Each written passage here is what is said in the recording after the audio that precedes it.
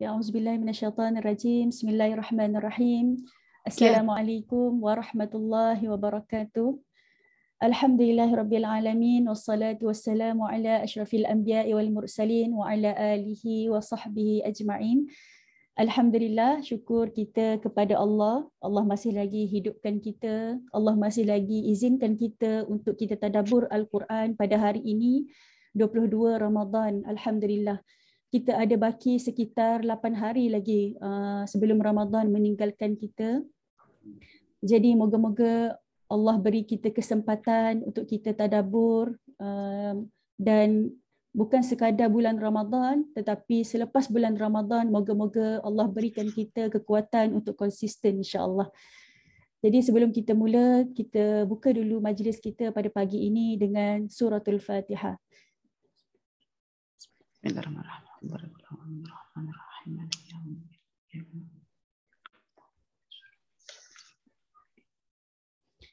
Yang saya raikan Dr. Salihah binti Kaswari. Assalamualaikum Ustazah.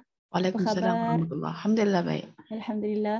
Seterusnya tidak dilupakan juga kepada tuan-tuan, puan-puan, datuk, datin, sahabat-sahabat, tuan-tuan semua yang sedang menonton My Tadabbur Time sesi ke-8 di Facebook page Mutiara Tadabbur. Alhamdulillah. Untuk pengetahuan semua, hari ini adalah My Tadabbur Time sesi ke-8. Sesi ke-8 dan kita ada satu lagi sesi yang terakhir insya-Allah pada esok hari bersama dengan Ustazah Nur Aini insya-Allah. Jadi masya-Allah rasa sekejap sahaja berlalu 8 sesi masya-Allah. Jadi moga-moga Allah mudahkan kita dan beri kefahaman kepada kita pada hari ini insya-Allah kita akan mendengar perkongsian daripada Dr. Salihah tentang Al-Quran sebagai syifa insya-Allah. Jadi sebelum kita pergi kepada perkongsian daripada Ustazah, sudilah saya memperkenalkan dulu Dr. Salihah Kaswari yang mana mungkin ramai yang dah kenal doktor. Juga mungkin ada yang sedang menonton secara live ini pelajar-pelajar daripada kelas Dr. Salihah. Alhamdulillah. Okay, Dr. Salihah binti Kaswari, nama penuh Salihah binti Kaswari, pendidikan degree Ustazah Kuliah Dirasat Islamiyah lil Banat, Universiti Al-Azhar di Qahirah. Seterusnya Ustazah menyambung pengajian master di Jabatan Al-Quran dan As-Sunnah Fakulti Pengajian Islam UKM. Dan Ustazah menamatkan PhD ataupun bidang kedoktoran juga di universiti yang sama iaitu UKM, juga di Jabatan Al-Quran dan As-Sunnah. Dan kegiatan Ustazah ataupun Dr. Salihah Kaswari pada waktu sekarang, beliau merupakan fellow pengajian wahyu Rawdatul Miqyas dan juga konseptor pendidikan SQFI dan pendidikan anak berasas Asmaul Husna. SQFI ni sadru, qalbu, kan Ustazah kan? Fuad dan lub. Dan juga Ustazah merupakan suri rumah sepenuh masa dan Ustazah banyak menulislah. Ada buku-buku Ustazah yang kita boleh dapati di Rawdatul Miqyas insya-Allah. Jadi untuk pagi ni insya-Allah Ustazah akan berkongsi kepada kita topik Al-Quran sebagai Asy-Syifa. Jadi saya serahkan kepada Ustazah sekitar sejam insya-Allah untuk Ustazah kupas topik ini.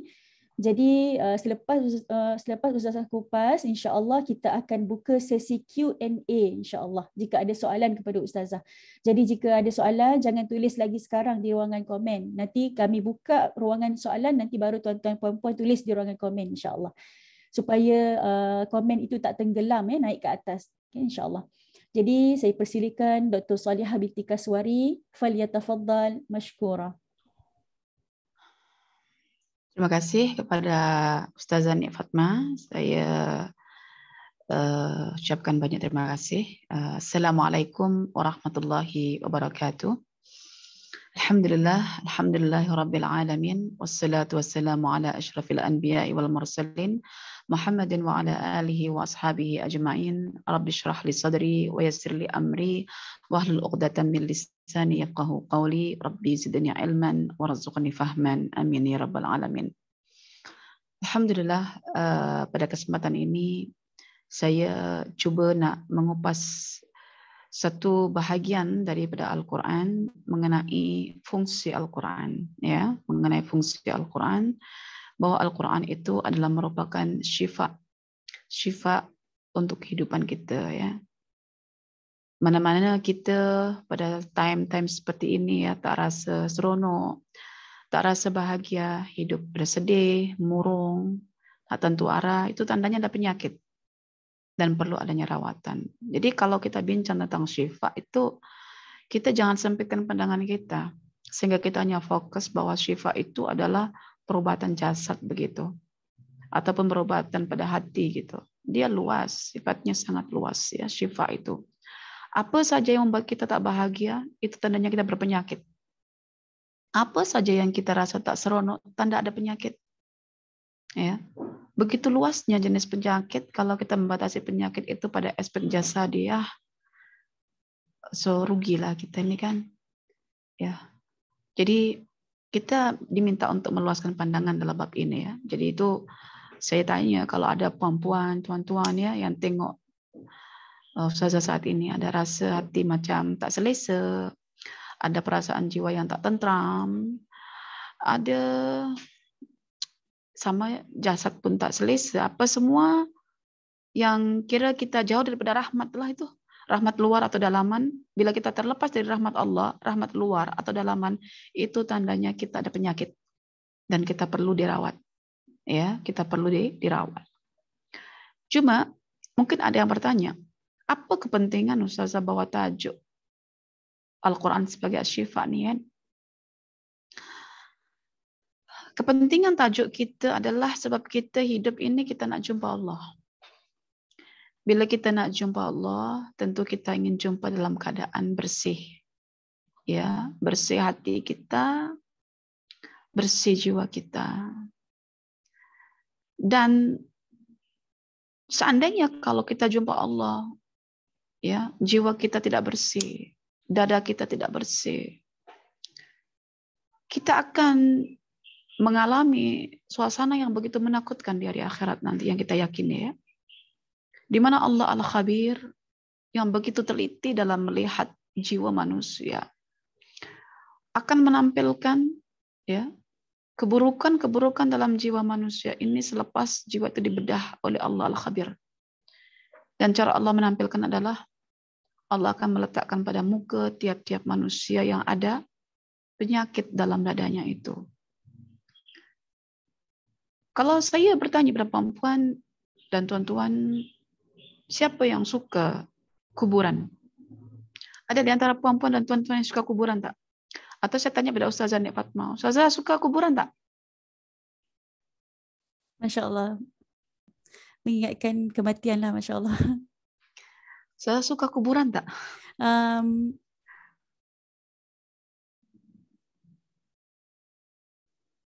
Menyeramkan. Oh, takutlah kan? Ya, ya. Oke, alhamdulillah. Memang kalau ada orang kata suka kuburan itu tidak normal. Saya kuburan itu sudah dalam hadis Nabi dikatakan sebagai tempat yang bukan untuk dibacakan Al-Quran. Iya kan? La taj'alu buyutakum al-maqabir. Jangan jadikan rumah kamu seperti kuburan. Maksudnya apa? Jangan tak baca Quran. Kalau tak baca Quran, rumah itu gelap. Dan gelap itu macam kuburan. Dan gelap itu simbol dosa. Dan dosa itu menghasilkan azab. Itulah sesuatu yang kita takuti. Tapi perasan tak? Bila kita tak suka kuburan, hari-hari kita asyik bawa kuburan je. Jalan ke mana-mana bawa kuburan, Ustazah. Ustazah perasan tak kita semua nih, kalau berjalan tuh kita bawa kuburan. Walaupun kita tak suka kuburan, walaupun kita nak jauh kuburan. Perasan tak? Apa kuburan dalam diri kita? Apabila kita tak baca Al-Quran. Kuburan dalam diri kita adalah dada kita dipenuhi dengan kebencian, kesedihan, kesombongan, kedengkian, ketamakan, segala bentuk-bentuk emosi buruk yang telah ditimbulkan oleh syaitan sebagai musuh abadi kita, ya, di dunia ini. Syaitan dia terbang sana kemari di angkasa sodru kita, lalu dia melakukan taswis, ya, bisikan-bisikan supaya berlaku satu suasana kejiwaan sehingga bila mata kita tengok orang punya kereta baru kan, syaitan terbang dekat dekat angkasa sodru kita, dia nak mencari tempat untuk landing dalam kolbu kita sambil menanam dan menabur ya taswis, bisikan-bisikan supaya timbul satu suasana kejiwaan yang bernama dengkilah tengok orang ada kelebihan harta kan, dengkilah tengok orang itu ada kelebihan ilmu, dengkilah tengok itu ada banyak followers gitu ya. Dengkilah dia itu asyik menjadi influencer jemput sana sini gitu kan. So itu sebetulnya adalah penyakit-penyakit ya yang ada dalam dada kita, dan dada kita tak pernah kita lepas dari kita. Sehari-hari kita berjalan membawa apa? Jasad-jasad, bangkai-bangkai, jenazah-jenazah dalam bentuk suasana emosi kita. Perasaan kita benci kuburan ya. Tapi hari-hari kita bawa kuburan. Bagaimana caranya supaya kita tak bawa kuburan itu? Bagaimana supaya agar sesuatu yang tertimbun dalam dada kita itu berupa bangkai-bangkai kesombongan, bangkai kedengkian, kebencian, permusuhan itu kosong dan tidak ada, jadi satu lahan tapak untuk ditanam-tanami sayur-sayuran ya, buah-buahan. Mana ada orang nak tanam sayur-sayuran buah-buahan dekat area berkuburan? Tidak ada tentu kan? Tentu akan pilih tanah yang datar ya, ataupun dataran tinggi yang memang tidak ada simpanan jasad di dalamnya. Karena itulah di sini perlu kita mengambil fungsi Al-Quran dan diperjelaskan untuk supaya kita hidup ini dipenuhi oleh rahmat Allah. Rahmat luaran iya, rahmat dalaman pun iya. Jauhnya kita daripada rahmat Allah, al-bu'du anir rahmah, itu menunjukkan kita berpenyakit. Maka syaitan itu penyakit sebetulnya. Maka dikatakan dengan syaitana, itu adalah al-ba'ud, al-bu'd, yang jauh daripada rahmat Allah. Syaitan itu penyakit. Bila masuk dalam diri kita, dia bawa penyakit. Maka bagaimana supaya kita tidak mendapatkan penyakit itu? Maka mari kita angkat tajuk dalam Al-Quran, surah Yunus ayat yang ke-57. Baik, sudah siap semua nak dengar ya? Bagi siapa yang sudah pernah dengar ulasan Ustazah tentang surah Yunus ayat 57, alangkah baiknya sebab kita akan menggunakan pendekatan yang lain ya, pendekatan yang lain insyaallah. Ada benda lain yang kita akan tambah ya. Oke, a'udzubillahi minasyaitonir rajim. Bismillahirrahmanirrahim. Ya ayyuhan nas, qad ja'atkum mau'izatun min rabbikum wa shifaa'un lima fis sudur wa hudaw wa rahmatul lil mu'minin. Shadaqallahul azim. Wahai sekalian manusia, telah datang ya mau'izah daripada Tuhan kalian untuk kalian, dan juga penawar terhadap apa yang ada dalam sodru-sodru kalian, juga menjadi petunjuk ya dan rahmat bagi orang-orang yang beriman. Maha benar Allah atas segala firman-Nya. Oke. Ayat ini merupakan satu ayat yang boleh diambil sebagai dalil bahwa pada Al-Quran itu ada penawar. Ya, pada Al-Quran itu ada penawar. Dan ia diturunkan memang untuk menawarkan kita. So hakikat kita diciptakan puan-puan dan tuan-tuan dalam keadaan lemah. Wa khuliqal insanu dha'ifa. Dha'ifa bukan dari segi badan kita yang akan lemah. Ya, tapi dha'ifa juga dari segi jiwa kita yang lemah. Ya. Pada badan yang kuat itu menunjukkan jiwanya itu kuat. Pada jiwa yang kuat dia akan memberi kesan kepada badan yang kuat. Ya. Apabila kita merujuk dalam Al-Quran surah yang ke-17, surah Al-Isra ayat yang ke-82, Allah berfirman, "Wa nunazzilu minal Qur'ani ma huwa syifa." Kami menurunkan dan sentiasa terus-menerus dan akan selalu menurunkan. Maknanya akan ada sentiasa perkembangan-perkembangan, tafsiran-tafsiran, tadabbur-tadabburan dalam Al-Quran itu yang boleh menjadi obat dari zaman ke zaman ya untuk setiap manusia. Wa nunazzilu ya menggunakan fi'il mudhari' litajaddud wal istimrar untuk pembaharuan dan sentiasa berterusan. Ya, minal Quran, daripada Al-Quran itu, ma huwa syifa, apa yang disebut dengan syifa, yaitu obat. Bila Al-Quran turun itu disifati sebagai obat, maka kita, manusia, disifati berpenyakit, confirm. Tapi sahabatanku elok aja, masa lahir, baby sehat semua. Dalaman akan sakit, karena sebaik baby itu dilahirkan, maka syaitan akan mencengkramkan kukunya ke dalam diri anak itu untuk mempengaruhinya. Maka berlakulah tangisan. Tangisan anak itu tanda syaitan sudah mulai menyerangnya. Ada benda-benda fisikal yang dokter tidak paham, seperti mana ada benda fisikal juga manusia tak paham. Contoh, ketika ada berlaku batu meteor, ya, batu berjalan, at-tariq, an-najm as-saqib, itu dianggap sebagai batu percintaan. Ya, bintang percintaan, siapa yang berdoa dia akan dimakbulkan, begitu kan? Padahal itu sebetulnya mengisyaratkan tentang benda gaib, di mana setan sedang dilempar oleh batu-batu yang namanya an-najm, yaitu bintang-bintang. Karena mereka, syaitan-syaitan ini hendak mencuri berita di Lauhil Mahfuz. Maka ada benda fisikal juga yang kadang tidak pahami oleh kalangan manusia, bahwa anak bayi ketika menangis itu tanda dia mulai dicengkeram oleh syaitan, kecuali satu makhluk ya yang namanya Isa alaihissalam, ya, yang memang sudah didoakan oleh neneknya agar ketika lahir ya zuriat Maryam itu tidak disentuh oleh setan, maka tidak berlaku tangisan, tapi hidup juga ya. Jangan kita kata anak tak menangis itu dia adalah tak sehat gitu, bukan. Dia belum dicengkeram lagi oleh kuku-kuku setan. So akhirnya berlakulah kelemahan pada anak itu. Maka ketika berlaku kelemahan pada anak itu, Rasulullah mengajarkan, ya, kullu mauludin yuladu alal fitrah fa abawahu yuhawidanihi aw yunassiranihi aw yumajjisanihi, ya kan? Itu juga supaya anak kita bahagia, tak sakit kan? Lawan sakit itu kan bahagia. Orang sehat itu bahagia. Sehat simboliknya itu bahagia.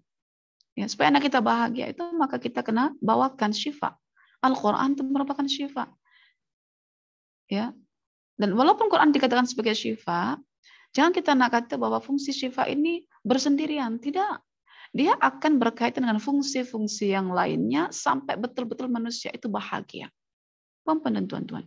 Ketika kita diciptakan dalam keadaan dha'ifa, wa khalaqal insanu dha'ifa, lemah, biasanya orang yang lemah ini apa yang dia nantikan? Yang dinantikan adalah datangnya seorang dokter.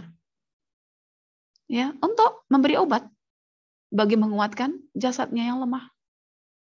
Betul kan? Karena itu, di hadapan kita, jika Quran dikatakan sebagai syifa, maka dokter yang sebenar adalah Allah Ar-Rahman. Karena ketika Allah sebut Quran sebagai syifa, siapa penurun Al-Quran itu? Ar-Rahman. Ar-Rahman allama Al-Quran. Sehingga hasil daripada Al-Quran itu Ar-Rahmat. Diambil dari kata nama Allah. So Allah Ar-Rahman adalah dokter kita. Ya, dia yang akan memberikan obat syifa ke kita. Hasil obat itu namanya rahmat. Dan rahmat itu meliputi zahiriyah wa batiniyah. Rahmat luaran dan juga rahmat dalaman. Maka jangan kita fokus bincang syifa Quran itu hanya untuk terapi sifatnya. Oke, badan kita sakit, kita nak baca ini berapa kali. Makanya tak mujarab itu bacaan, karena cuma diritualkan sebagai bacaan berapa kali untuk dibacakan, padahal bukan bacaan itu. Bacaan itu cuma media, tetapi yang menggerakkan bacaan itu jadi adalah dalaman. Itu kata Al-Imam Ibnu Qayyim Al-Jauziyah.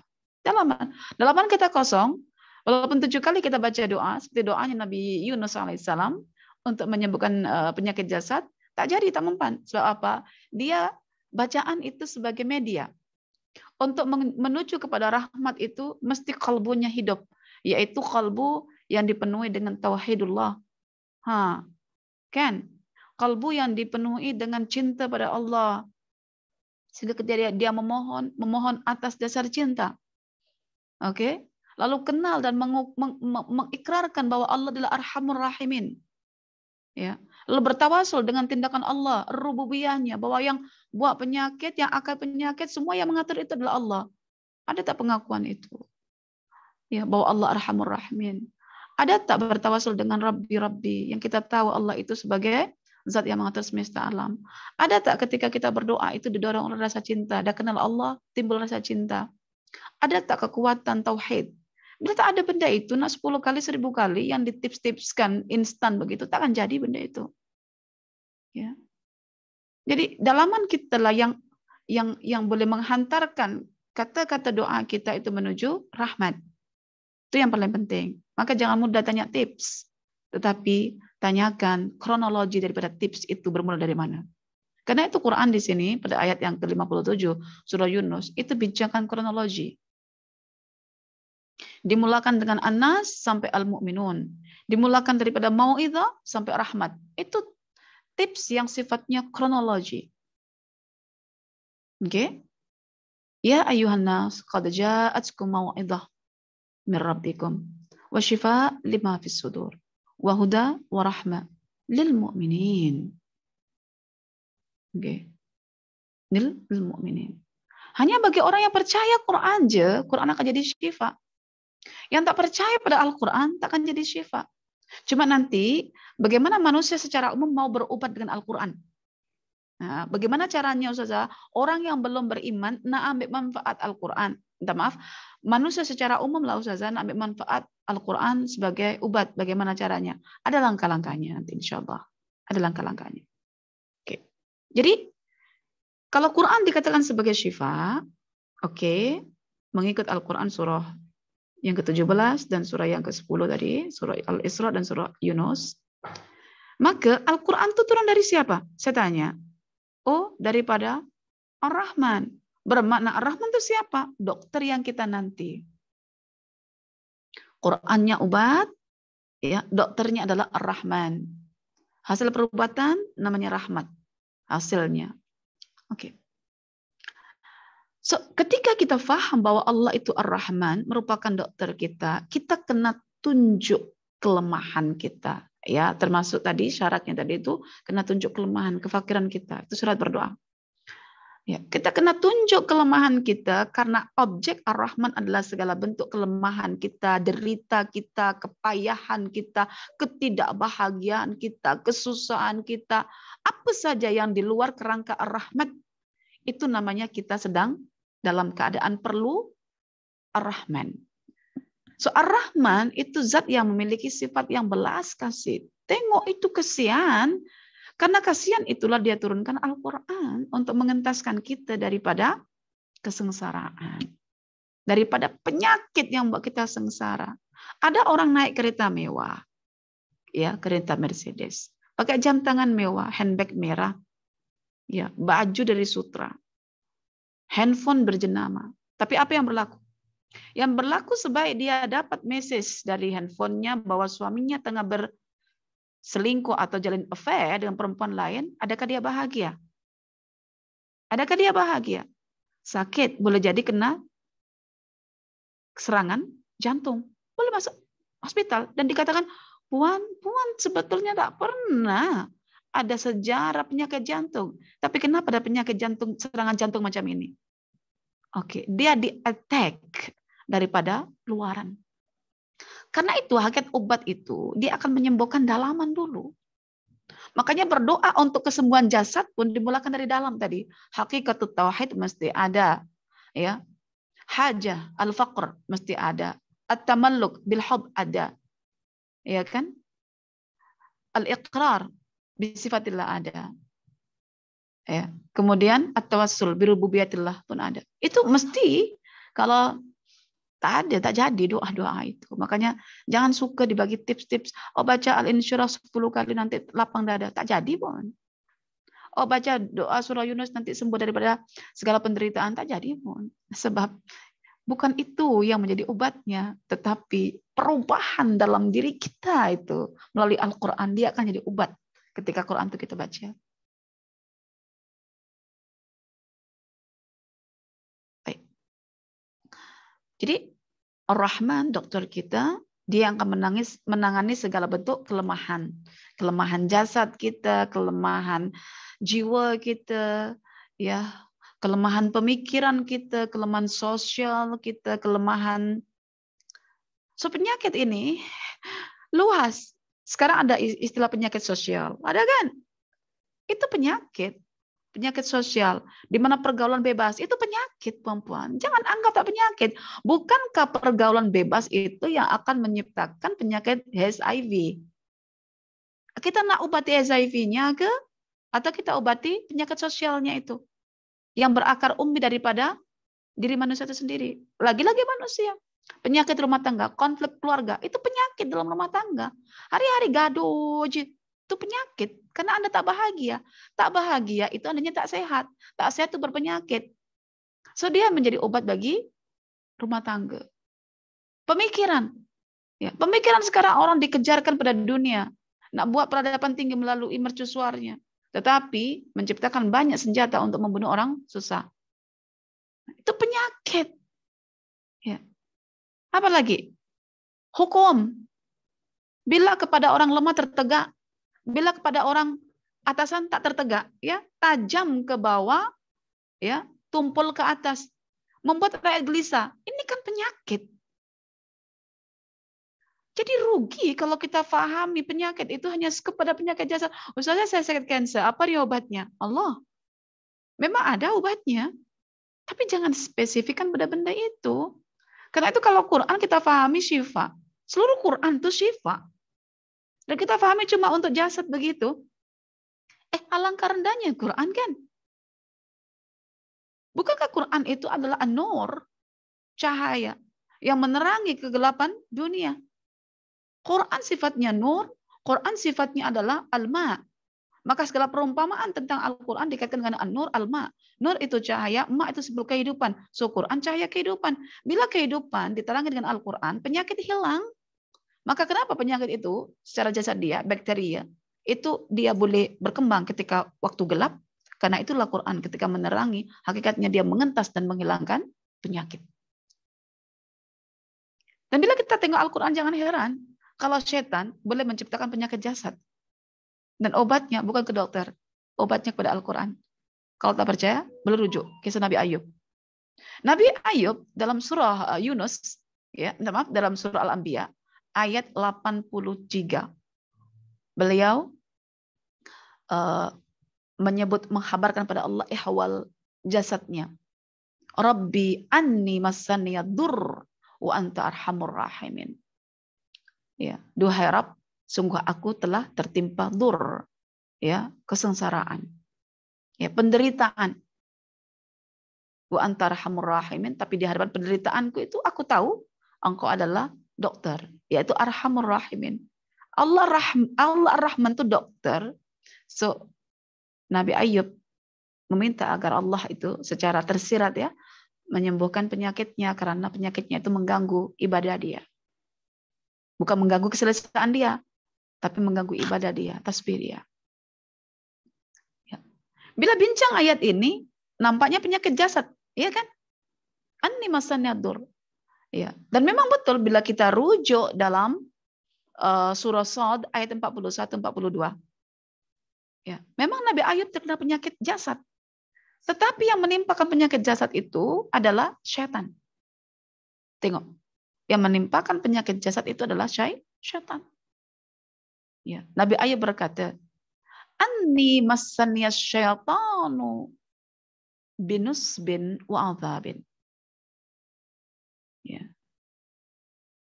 Saya ditimpa oleh, ya, saya ditimpa dengan apa namanya ini? Penderitaan ini, nusbin wa adzabin, ya, siksaan, maksudnya penderitaan ini melalui syaitan, ya. Anni massaniya syaitan, syaitan yang telah menimpakan kepada aku sehingga aku jadi menderita seperti ini. Lalu Allah bagi, karena Allah dokter, ya, memberi hudan, petunjuk, memberi petunjuk, arahan-arahan yang mesti dan wajib dilaksanakan Nabi Ayub kalau Nabi Ayub percaya pada Allah. Arahan itu dibuat oleh Nabi Ayub. Urkud birijlik, disuruh untuk memukulkan kakinya. Barulah Allah kata, hadza mughtasal baridun wa syarab. Nah, inilah air yang boleh kamu gunakan untuk mandi. Ya, sifat air ini sejuk. Karena, kata Ibnu Ashur, tubuh badan kamu itu tengah panas. Dalaman kamu itu panas sehingga menciptakan penyakit dalam kulit kamu. Ini barid. Maknanya barid ini adalah untuk mengobati penyakit jasad yang sifatnya kepanasan. Ya, al-huma, barid, wasyarab, lalu padamkanlah panasmu itu ya selepas dari luar tadi itu dengan minum air. Ya, diminum ya, mandi dulu, kemudian minum. Oke, mandi dulu dan minum. Sama ada nak mandi ke nak minum ke, dua-dua itu adalah merupakan petunjuk hudan, ya arahan-arahan Ar-Rahman sebagai dokter untuk meraih kesembuhan jasad. Ya, untuk meraih kesembuhan jasad Nabi Ayub. Tapi sekali lagi kesembuhan jasad Nabi Ayub ini diperolehi daripada dalamannya yang sehat. Di mana Nabi Ayub memohon kepada Allah tadi itu dengan hakikat tauhid yang ada dalam jiwanya. Ya, dengan rasa kelemahan yang ditunjukkan pada Tuhannya.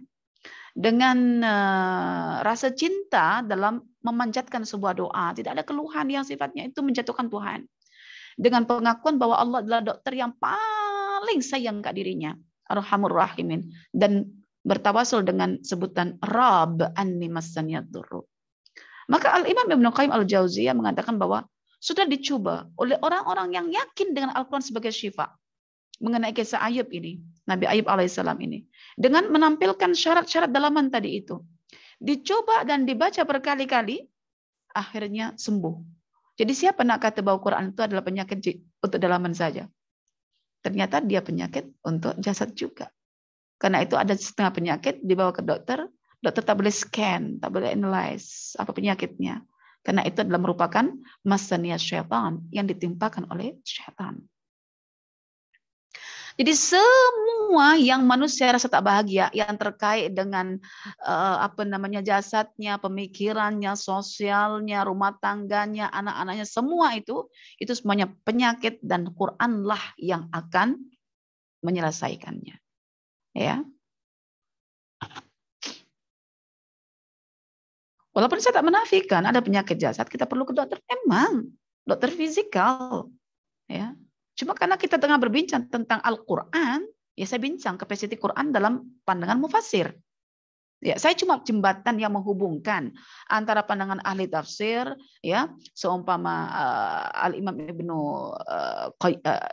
Qayyim Al-Jauziyah ya dalam tafsir Muntaqa Tafsir Al-Qayyimnya, Al-Imam Ibnu Asyurnya, kemudian Badiu'zzaman Said Nursinya, ataupun memang yang lain lah yang saya rujuk dalam perbahasan ini. Ya. Baik, umpan dan tuan-tuan sekalian yang dirahmati oleh Allah Subhanahu wa taala.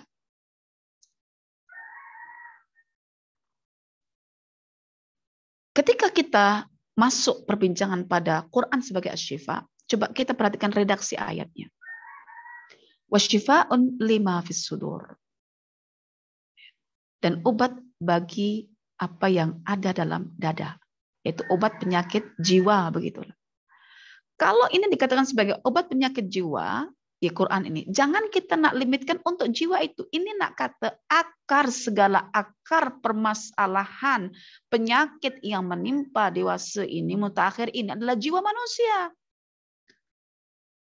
Ya, jiwa tak sehat, stres kan? Stres tak mau makan, sakit ketak. Jiwa yang tak puas dengan kenikmatan hidup, yang sudah serba cukup, nak coba cari-cari benda lain yang terlarang. Minum araknya lah, main wanita, berhubungan bebas, ya, penyakit lagi muncul. Jadi Quran nak kata di sini bukan masalah bahwa Quran itu hanya mengobati kita punya penyakit spiritual only. Yang sekarang saya tak tahu ada 3 jenis penyakit. Penyakit jasad, penyakit mental, penyakit spiritual. Sebetulnya penyakit cuma ada 2. Penyakit dalaman dan penyakit luaran sudah. Ya. Benda-benda yang dianggap terkait dengan organ itu penyakit luaran. Tapi benda-benda yang abstrak, spiritual, itu penyakit dalaman. Penyakit jantung, penyakit organ. Penyakit otak, brain juga penyakit luaran. Ya, bukan itu organ. Kalau ada yang mengatakan penyakit mental itu terkait dengan brain, itu bagi saya penyakit organ. Ya. Tetapi sebut aja penyakit organ. Ya. Saya pun tak tahu istilah mental itu daripada mana. Tapi yang jelas kalau ikutkan Dalam Tibun Nabawi penyakit cuma dua, penyakit dalaman, ya, penyakit jiwa dan penyakit luaran. Sehingga dalam Quran ada dua perawatan, yaitu madu sebagai syifa dan Quran sebagai syifa. Itu dia dua yang ada dalam Quran. Jadi penyakit itu ada luar dan dalam, sudah. Ya, dewasa sekarang nak bagi tiga dengan mental, saya pun tak ini sangat lah ya, sebab saya takut bias gitu kalau kita nak sebutkan dalam Al-Quran, sebab sebutan tentang mind yang mengarah kepada brain itu dalam Quran tidak disebutkan.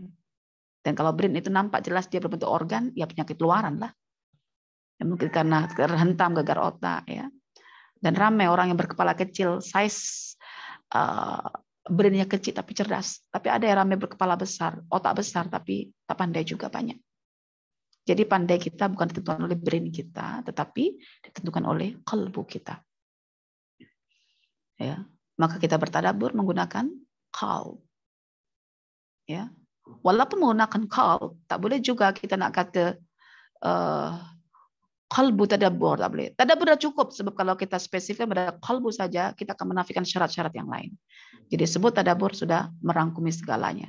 Ya, kita ini kadang tergila-gila sangat dengan terma-terma istilah-istilah, ya, istilah-istilah. Tapi kalau mutiara tadabbur, oke lah Ustaz saya. Ad-durar, durar Qur'annya itu sudah dibahasakan oleh Al-Imam Al-Ghazali, durarul Qur'an. Ya, oke, alhamdulillah. Jadi istilah-istilah diksi-diksi itu benar tepat sebelum kita dihujat nanti. Oke, niat bagus tapi tak cukup, kena cerdik. Karena niat yang baik tanpa kecerdikan membuat orang lain tak suka ke kita. Oke. Baik, puan-puan dan tuan-tuan. Syifa lima fis sudur. Ini maknanya Al-Quran nak mengobati dari akar umbi. Bukan nak spesifikasikan bahwa Quran itu syifa untuk fis sudur faqat. Hanya untuk sudur sahaja, tak ada. Sekarang kita nak tanya, sudur itu apa, Ustazah? As-sudur dari kata as-sodru. Sodru satu dada, sudurun dada-dada. So ini nak mengisyaratkan bahwa kita diciptakan oleh Allah, ya, dibekali oleh potensi, ya. Potensi dalam bentuk ciptaan Allah itu ada namanya sudur, ya, dada. Di dalam dada lagi ada namanya qalbu. Di dalam qalbunya lagi ada fuadu. Di dalamnya fuadnya lagi ada lubu. Itulah yang saya selalu mendidik dengan pendekatan SQFL. S sodru, Q qalbu, F fuadu, L lubu. Karena setiap lafaz ini Allah sebut dalam Al-Quran mesti memiliki hak untuk diisi. Ya, untuk diisi. Dan Quran boleh mengisi semuanya. Sedar atau tidak sedar. Yang lagi sedar, lagi happy. Yang tak sedar pun sudah happy. Apatah lagi sedar, lagi happy. Oke, kembali pada perbincangan as-sudur. Wasyifa lima fis sudur. Ada apa dengan sudur itu? Ya. Kalau Quran ada kata, syifa terhadap apa yang ada dalam sodru, dalam dada. So kita coba bedah. Apa yang ada dalam dada itu? Pertama kita dapatkan dalam dada kita ada syaitan. Oh berarti syaitan perlu diobati? Ah iyalah tuh.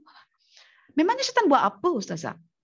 Oke. Dalilnya alladzi yuwaswisu fi sudurin nas minal jinnati wan nas. Syaitan dari jenis jin itu dia boleh bertempat dekat sodru manusia. Dia buat apa dekat sodru? Disebutkan dalam Al-Quran, ya, surah yang ke-7 ayat 201. Syaitan terbang dekat angkasa sodru. Ya, ta'ifum minasyaitan. Terbang. Untuk apa? Ya, untuk menimbulkan bisikan-bisikan. Sambil dia mencari tempat untuk landing.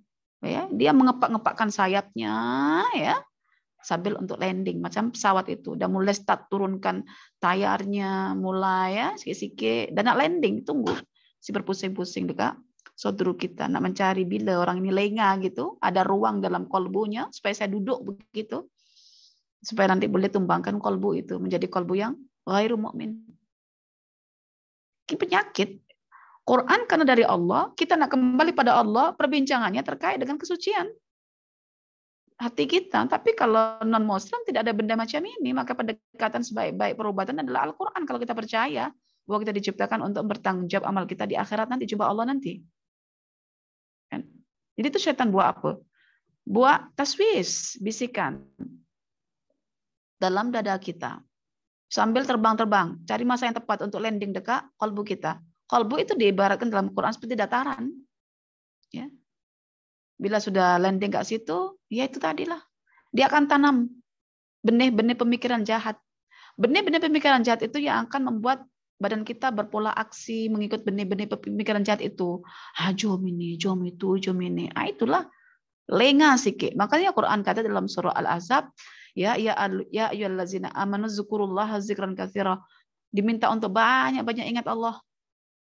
Banyak mengingat Al-Quran. Yatluna kitab Allah. Kalau baca itu menggunakan fi'il mudhari itu yatluna itu sentiasa, continue, terus menerus, supaya kita tak bagi peluang setan untuk duduk di situ. Ya, kata Imam Ibnu Qayyim juga, bila kalbu kita tidak ada tanaman-tanaman pemikiran yang penuh di situ, setan akan landing di situ, sehingga setan akan membuat benih pemikiran yang tidak elok. Dan ini dianggap sebagai penyakit dalam Quran. Kita karena sangat terbatas dalam memahami penyakit jasad, jadi kita tak perasan, sebab penyakit yang ditimbulkan oleh setan ini sedap rasanya. Sedap. Itu yang saya katakan. Dipatok ular terasa sakitnya, tapi kan dipatok setan terasa nikmatnya. Hanya kita yang mau hukul Quran baru tahu rasanya betapa hebatnya Al-Quran mengobati penyakit kita. Apalagi dalam kolbu kita, dalam saudara kita ada emosi. Ini sebagai bias-bias daripada tanaman setan tadi itu. Menanamkan suasana kejiwaan. Ya, kalau Anda buka as-sudur dalam Quran tuh, dia akan terkait dengan emosi geram, benci, ya, dengki, sombong, takut, macam-macam. Ya, berbagai suasana kejiwaan yang negatif. Inilah yang digambarkan sebagai jasad-jasad yang terkubur dalam kuburan sodru kita. Yang kita sentiasa bawa kemana-mana itu kan. So inilah yang membuat kita tak happy. Tengok kereta orang, marah.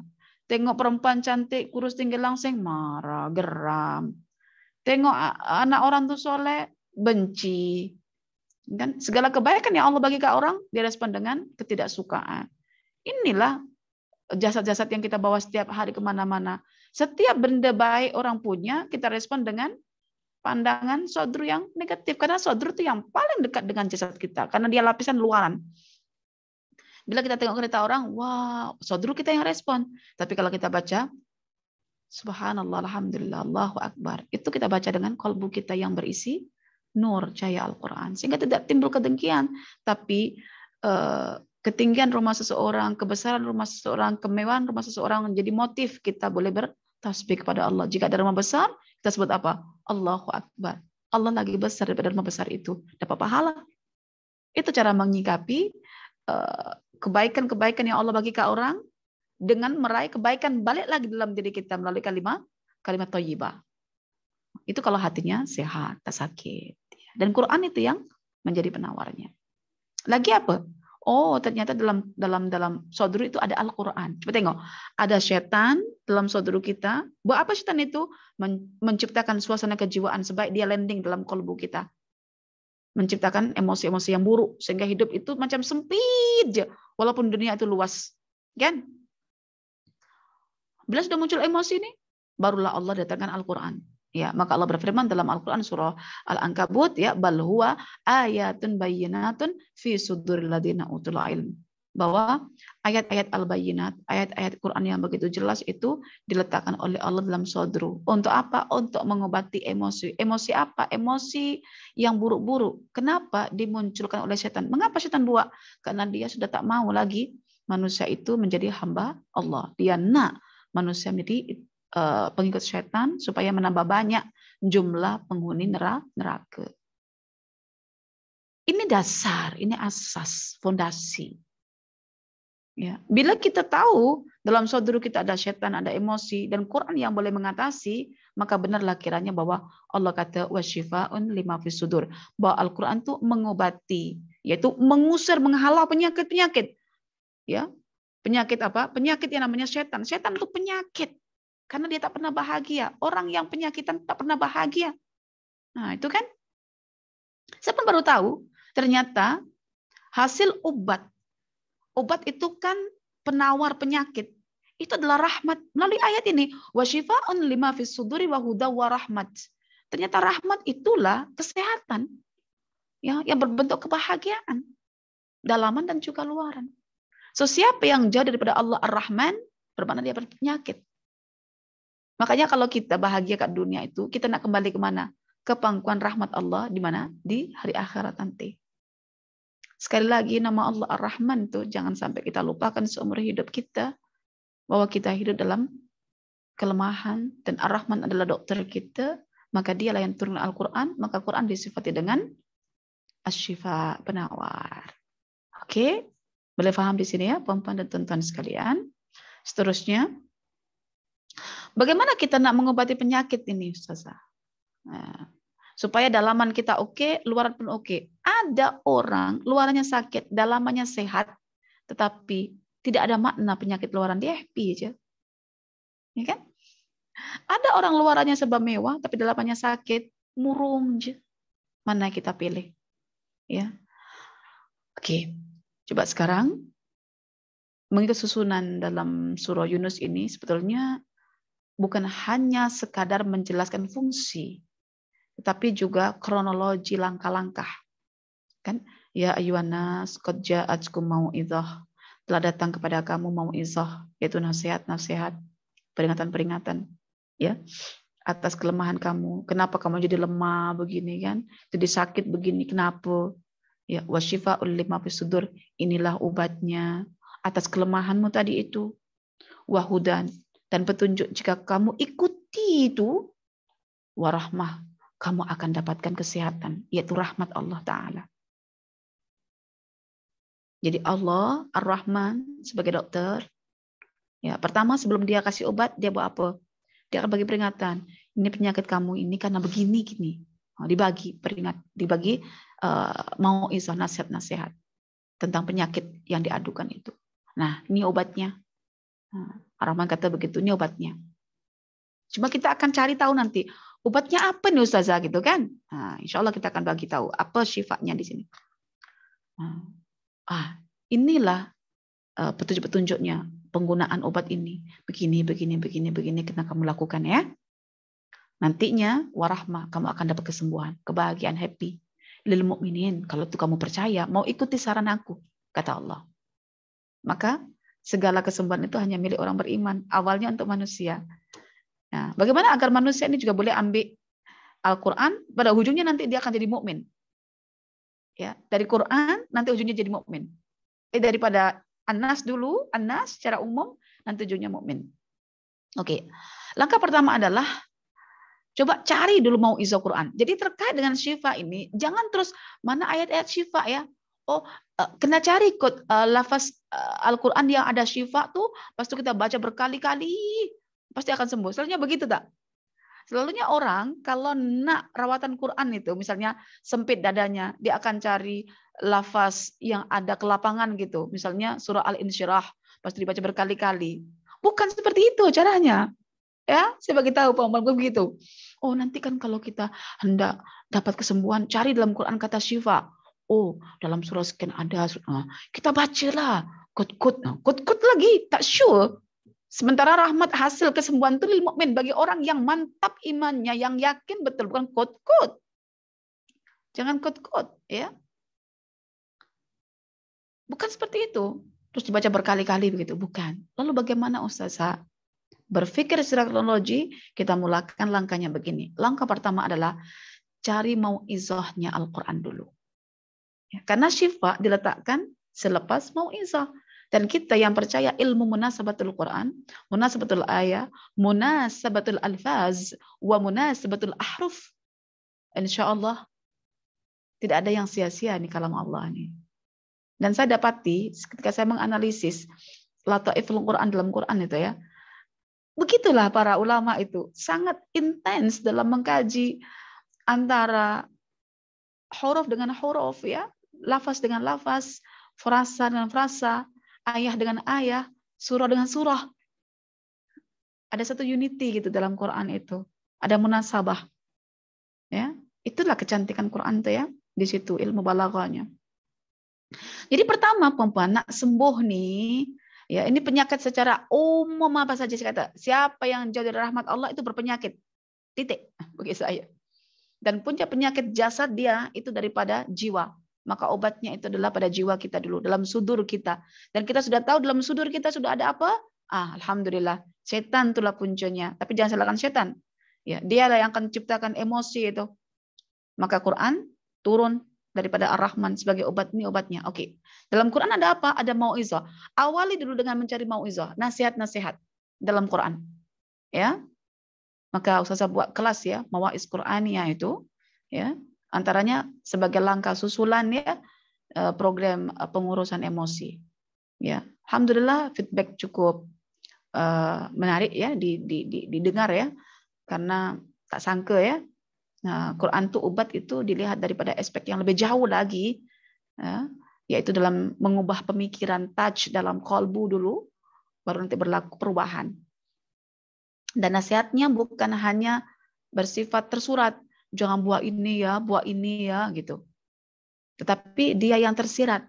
Ada juga yang tersirat itu lagi halus sehingga memerlukan ilmu tadabbur ya, memerlukan kefahaman alfaz Qur'aniyah ya, lataiful Qur'annya karena dikemukakan. Oke, jadi langkah pertama adalah mencari mau'izah. Untuk apa Ustazah? Untuk touch dulu. Kita punya qalbu, jiwa kita kena disentuh dulu dengan mau'izah, nasihat-nasihat. Ini untuk manusia secara umum ya, saya bagi tahu manusia secara umum. Tak kisah kafir, mukmin, munafik, tak kisah iman yang masih lemah, sederhana ataupun yang sudah kuat sekalipun. Ya, secara umum anas umum ya, anas umum meliputi kafir, mukmin, munafik ya. Jadi cari dulu mau'izahnya. Apa mau'izah itu Ustazah? Peringatan-peringatan dalam Al-Qur'an supaya kita termotivasi untuk berbuat baik. Itu mau'izah. Dan juga larangan-larangan yang disertai dengan ancaman-ancaman agar kita meninggalkan keburukan. Makanya kalau dalam Al-Qur'an ada kata la tusyrik billah, itu mau'izah. Diancam inna syirka la zulmun azim, itu mau'izah. Ya, atau misalnya aqimus shalah, inna sholata tanha 'anil fahsya'i wal munkar.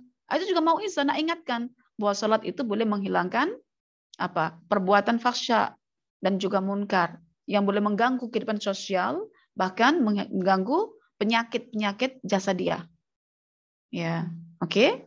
Jadi langkah pertama mencari mau'izah dulu, ya. Baru yang kedua, coba ikuti sedikit demi sedikit. Kita tak nak banyak dulu, karena ini kategori anas, ya. Orang kadang nak coba-coba. Istilah manusia nak coba-coba, ya, nak coba-coba. Ikuti dia sedikit demi sedikit. Sekiranya ada perubahan, itulah obat yang baru sedikit dirasa supaya timbul benih kepercayaan. Walaupun kecil. Biasanya, Mbak, Ustazah kan baru satu mau'izah aja dengar, ya Allah rasa ada perubahan tuh kan, ada perubahan, ada rasa perubahan sedikit. Sampai akhirnya timbul juga karena ada berlaku sedikit perubahan, ada sedikit kepercayaan. So di situ sudah muncul ada syifa. Dari mau'izah masuk syifa. Oke? Terus selepas itu tanggunglah. Naklah ambil mau'izah banyak-banyak gitu kan. So, lama-kelamaan kepercayaan yang sedikit dengan obat yang sedikit nih menuntut untuk mencari dan mencari tahu ya dengan mengikuti tuntunan-tuntunan panduan-panduan yaitu hudannya. Bagaimana ya ini kalau saya punya penyakit begini. Yang tadi saja sedikit cuplikan saja sudah tas dan sudah rasa ada perubahan. Dicari lagi mau'izahnya, nah, dapat obatnya, ya pas itu diikuti lagi petunjuk-petunjuknya. Begini ya, kalau kamu sakit hati, ada begini-begini, coba hadirkan begini-begini. Ini tipsnya, ini caranya. Mulakan dulu dengan kata, kita semua ini milik Allah, inna lillah. Kita semua akan kembali kepada Allah. Macam-macam lah, ada tips-tipsnya sebetulnya, ada petunjuk-petunjuknya. Ya, yang perlu diikuti seperti dokter bagi tips, ini makan berapa kali sehari, ini kalau penyakit sekian, obatnya sekian, makan kadarnya ini dibuatlah dokter itu kan. Quran juga begitu buat. Oke, maka Quran tuh kalau kita belajar tentang seruan ya ayyuhallazina amanu yang Ustazah buat setiap Kamis malam itu menawarkan tips-tipsnya, tapi kronologi. Ya, ada hudanya, ada hidayahnya, ada petunjuk-petunjuknya yang mudah, senang untuk terap. Ketika itulah lama-kelamaan kepercayaan ini akan menuntut untuk mencari dan mengikuti segala tuntunan. Bila diikuti semuanya, nak grab gitu kan, Ustazah aku naklah bagian ini, aku nak bagian ini, nak bagian ini. Masya Allah, maka ketika diaplikasikan tuntunan itu, dapatlah kesembuhan secara total. Dan kesembuhan itu bahasa Qur'annya adalah rahmat. Kesembuhan dalam Quran bukan as-sihha, karena as-sihha akan dikaitkan dengan jasad. Tapi kalau ar-rahmah meliputi aspek. Bayangkan di sini, susunan yang kronologik, langkah-langkah yang telah ditentukan. Dari mana kita mulakan? Gadilah mau'izatul Quran, mawa'iz Qur'aniyah. Oke, karena itu mawa'iz Qur'aniyah itu dalam Quran itu diletakkan bersepar-separ, ikutkan surah, apa matlamat surah itu. Ya. Kadang nasihat Quran dalam bentuk kisah, seperti saya bawakan kisah Yusuf, itu ada nasihatnya ya, kisah Ayub alaihissalam, ada nasihatnya. Dalam Al-Amsal perumpamaan, hari ini kita bicara perumpamaan tentang tijarah, perniagaan, ada nasihat. Dalam bentuk kata-kata hikmah, jelas, hakim, ya, tegas gitu. Jangan buat ini, buatlah itu. Itu namanya hikmah, kata-kata tegas. Ya. Penuh hikmah yang menghalang orang buat sesuatu, yang mengajak orang membuat sesuatu yang baik. Ya, seperti nasihat dalam hadis Nabi, la taghdab walakal jannah. Itu hikmah, jelas. Ya. Ya. Itu mau tersepar-separ. Dan masih banyak lagi dalam Quran jenis-jenisnya. Mau itu dalam ayatul ahkam ada. Dalam ayat-ayat hukum, ketentuan hukum. Ya, diminta jadi penyaksi yang adil, diminta jadi penegak kebenaran yang adil, sehingga sosial kita tidak terganggu. Kenapa ya? Kalau case-nya orang susah ini kan senang aja nak salahkan, tapi case-nya orang tinggi-tinggi ini kan orang-orang ahli-ahli kuasa ini kan susah sangat nak masukkan dalam penjara. Penyakit dalam jiwa masyarakat akhirnya geram, tak bahagia masyarakat. So, ada mau'izah dalam ayatul ahkam.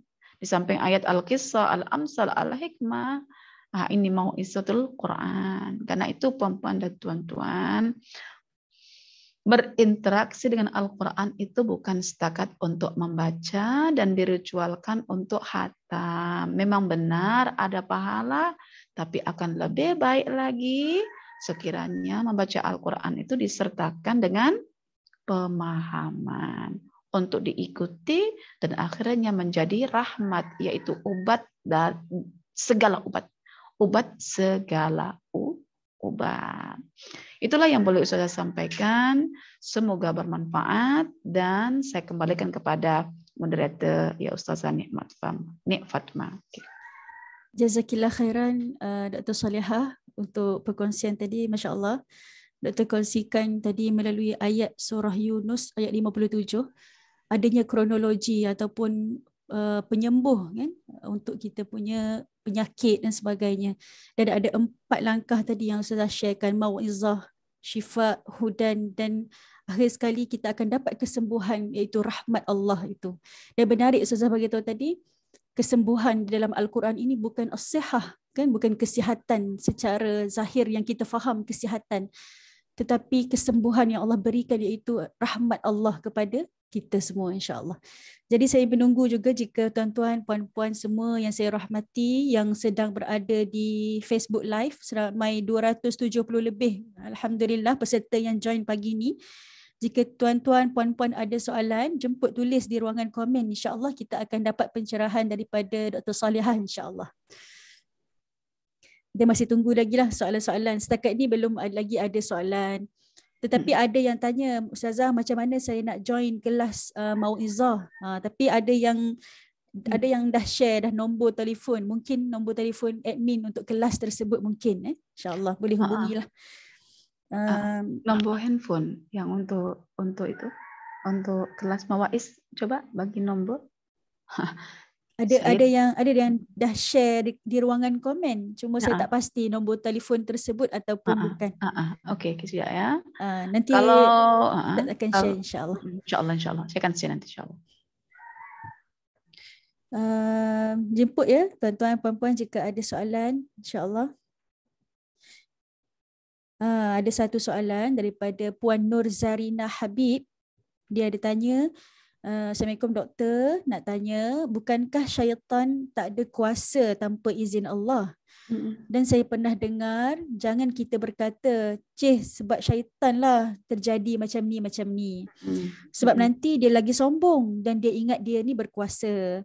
Sebab itu, bila terjadi sesuatu, kita patut berkata Alhamdulillah. Betul ke? Mohon penjelasan daripada doktor. Okey.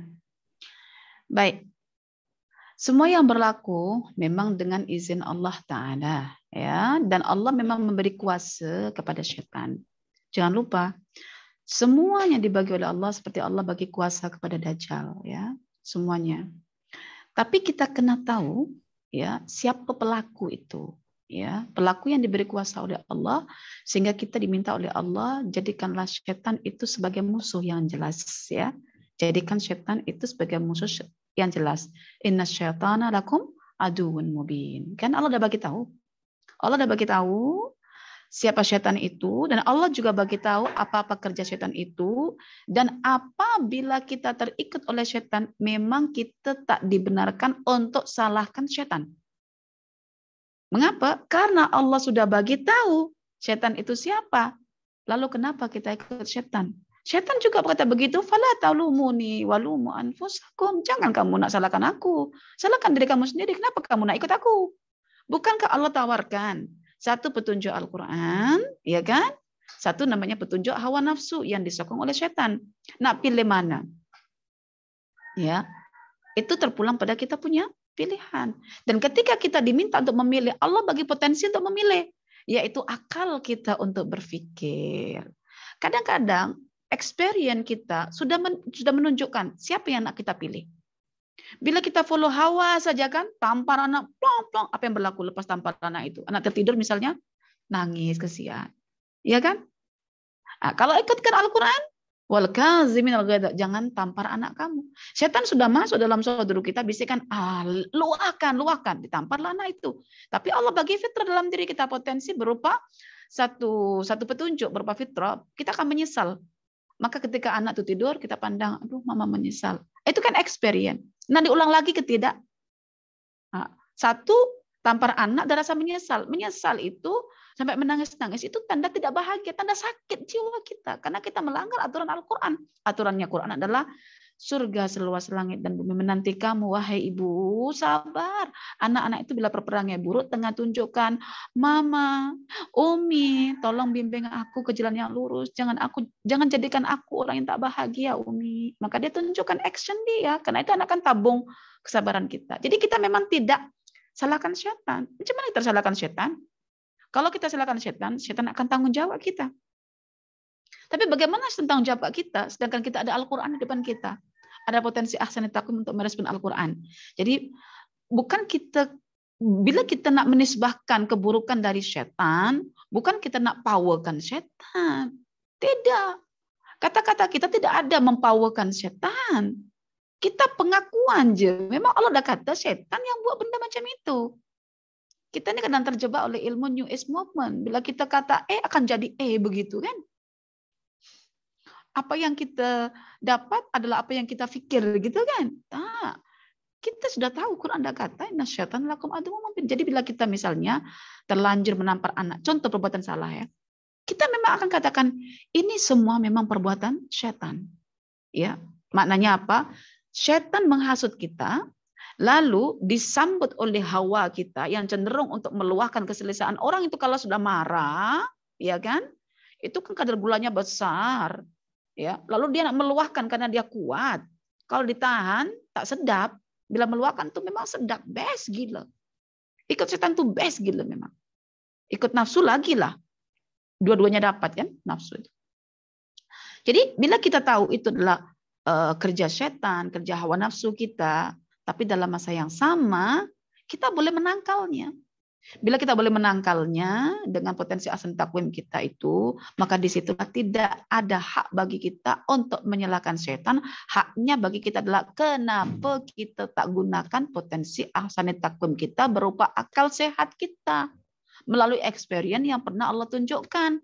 Sebaik kita berlaku jahat, terus fitrah menimpakan rasa gelisah. Pertanyaannya, mengapa aku gelisah? Tandanya kita jangan mengulang lagi perkara yang sama. Maka ikutilah skrip Al-Quran, pasti bahagia.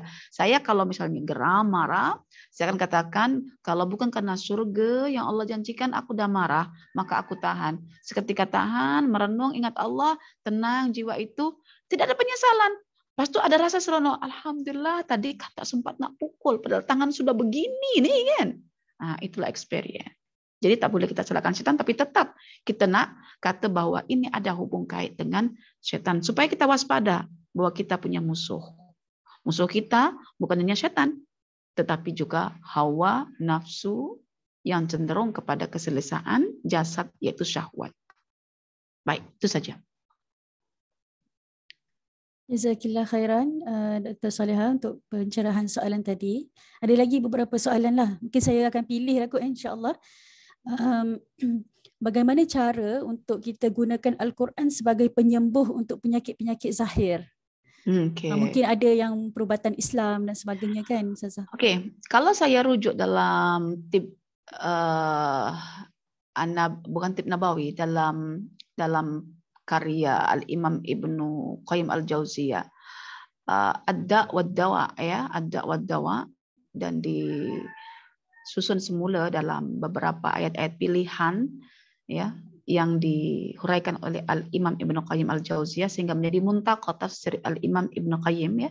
Dalam buku itu saya dapatkan, ya, perempuan kalau menderita penyakit jasad, ayu jasadin, penyakit jasad apa saja. Ya, Nabi Ayub itu simbolik saja, ya, itu penyakit jasad, penyakit kulit. Tetapi yang terkait dengan penyakit organ, jasad, bagaimana kita nak menyembuhkan penyakit itu. Tapi kita tak menjanjikan karena ada kalanya tata cara sudah benar, tetapi Allah belum makbulkan karena tujuan daripada musibah itu belum tercapai, yaitu kesabaran. Kadang perlu waktu yang lama baru boleh sembuh juga ada. Maksudnya Allah nak bagi kita banyak pahala lah di situ, ya. Jadi saya tak kata terus boleh sembuh, tapi ikutkan pengalaman beberapa yang mencoba telah mengalami kesembuhan. Itu kesaksian Al-Imam Ibnu Qayyim Al-Jauziyah. Jadi dalam surah Yunus, ya, dalam surah Yunus ayat yang dalam surah Al-Anbiya, ya, ayat yang ke 83 itu, ya. Wa ayyuba idnada rabbahu anni massaniyad durru wa anta arhamur rahimin. Ketika ada orang yang sakit jasad, lalu dia membaca, ini saya transfer, ya, ini bacaan saya dalam buku itu. Ketika ada orang yang sakit, lalu dia membaca ayat itu, ya, membaca ayat 83 surah Al-Anbiya dengan membaca Rabbi anni massaniyad durru wa anta arhamur rahimin, disertai dengan amalan qalbunya. Satu, ada tauhid, ya, ada satu hakikat tauhid dalam jiwanya bahwa Allah sebagai satu-satunya penyembuh, Allah sebagai satu-satunya Tuhan yang disembah, begitu. Dan yang kedua, menunjukkan betul apa kelemahan diri, apa hajat dan kekurangan diri itu kepada Allah Ta'ala sebagai dokter, sebagai Ar-Rahman, ya, sebagai Ar-Rahman. Dan yang ketiga, hati ini dipenuhi rasa cinta, tidak ada rasa benci ketika dokter itu berlaku. Rasa cinta kepada Allah sehingga ketika memohon pun rayuan cinta menggunakan kata anta. Anta itu kan jarak dekat, jarak cinta. Kita ini kalau sudah suka sama pasangan kita, kedekatan itu disimbolkan dengan kata ganti anta, kamu. Jarak orang, kata ganti orang pertama tunggal, ya, anta.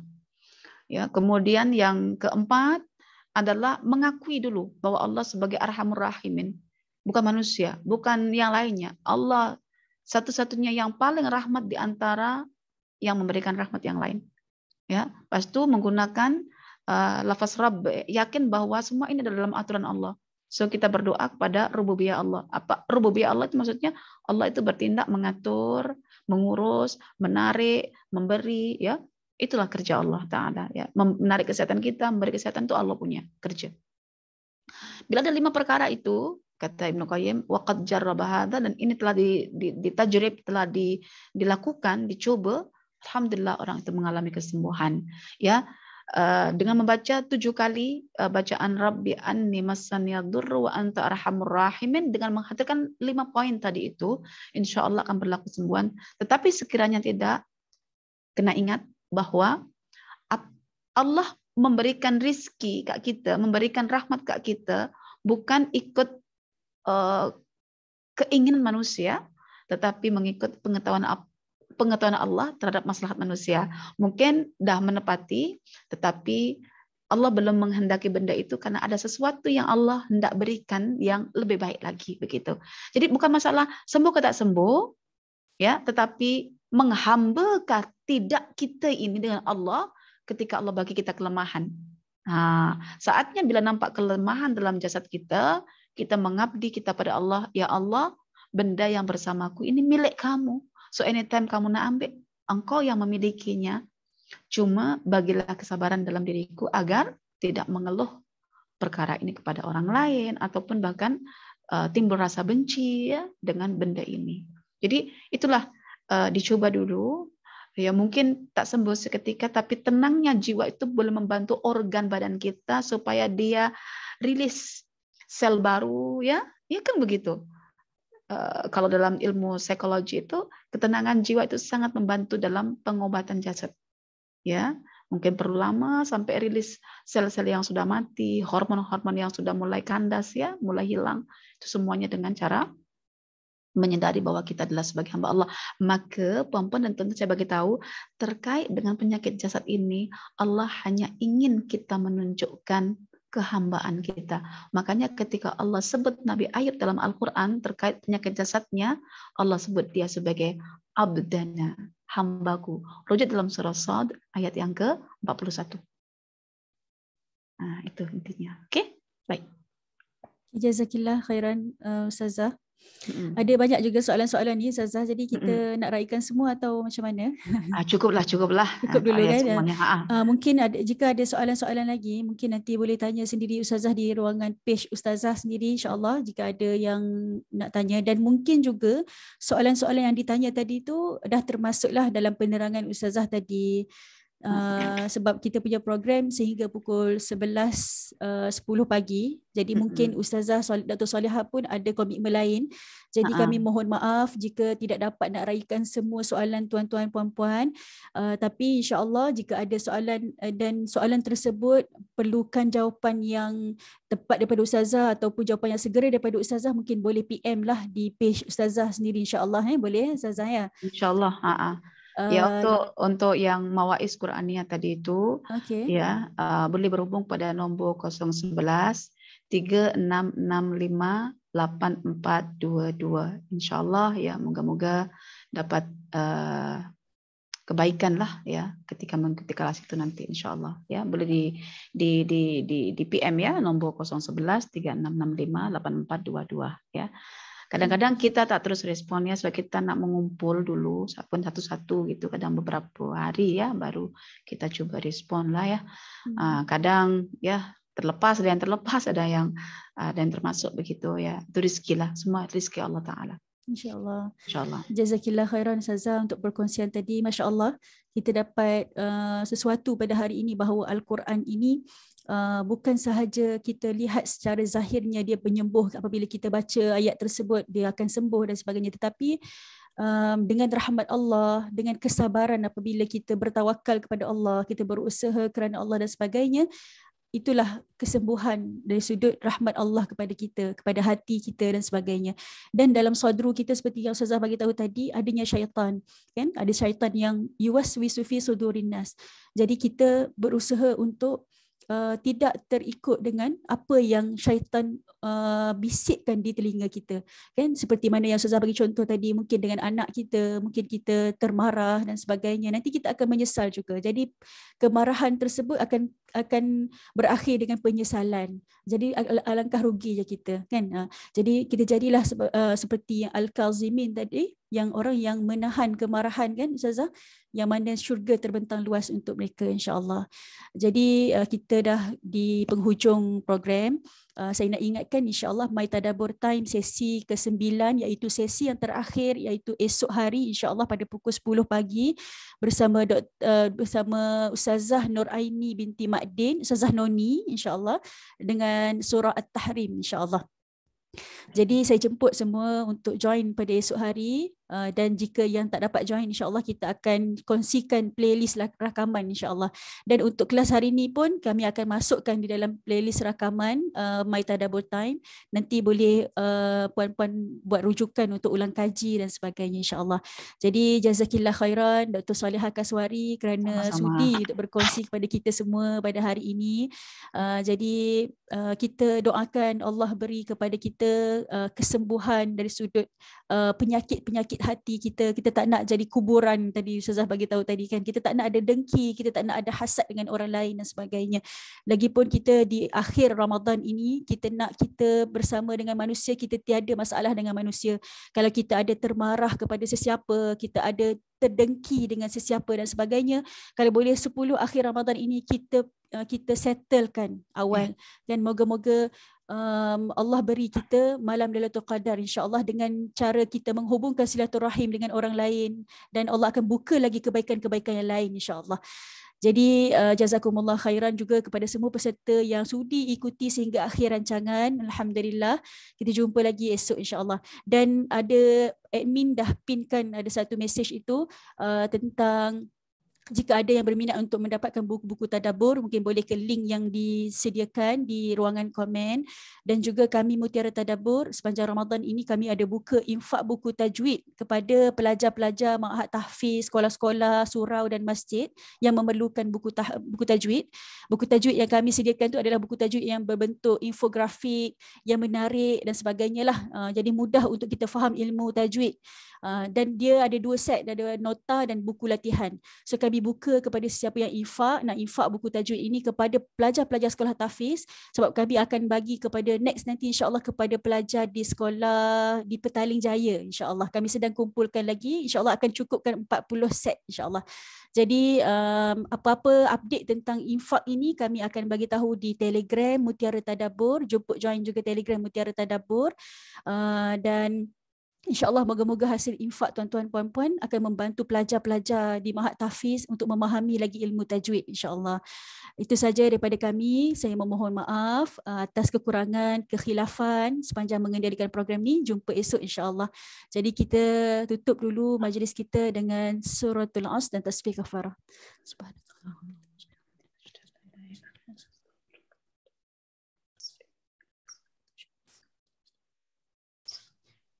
Jadi Assalamualaikum warahmatullahi wabarakatuh. Jazakillah khairan Doktor. Sama-sama Ustazah, sama-sama. Insya-Allah jumpa lagi kita. Insya-Allah. Assalamualaikum. Waalaikumsalam warahmatullahi wabarakatuh.